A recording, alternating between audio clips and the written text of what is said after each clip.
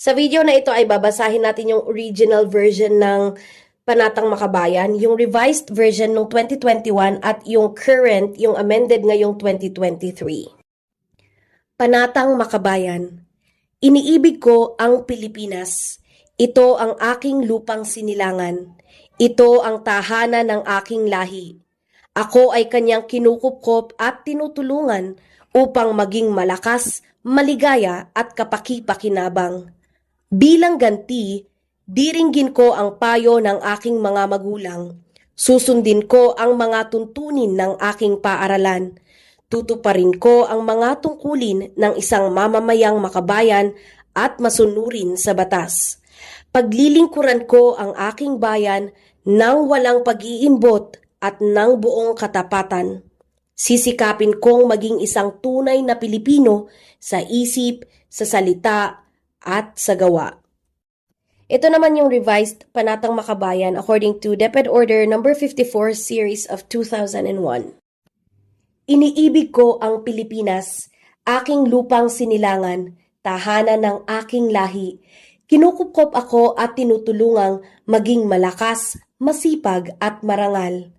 Dahil mahal ko ang Pilipinas, diringgin ko ang payo ng aking magulang. Susundin ko ang tuntunin ng paaralan. Tutuparin ko ang tungkulin ng mamamayang makabayan.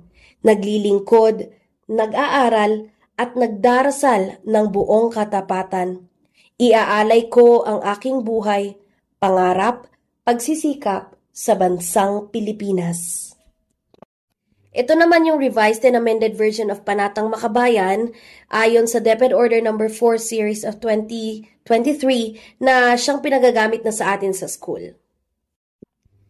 Iniibig ko ang Pilipinas, aking lupang sinilangan, tahanan ng aking lahi. Kinukupkop ako at tinutulungang maging malakas, masipag at marangal. Dahil mahal ko ang Pilipinas, diringgin ko ang payo ng aking mga magulang.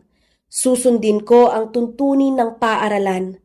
Tutuparin ko ang tungkulin ng mamamayang makabayan. Naglilingkod, nag-aaral, at nananalangin ng buong katapatan. Iaalay ko ang aking buhay, pangarap, pagsisikap sa bansang Pilipinas. Kung napansin ninyo, isa lang na salita ang napalitan mula doon sa 2001 version na naglilingkod, nag-aaral at nagdarasal ng buong katapatan. Dito sa 2023, pinalitan ang nagdarasal ng nananalangin.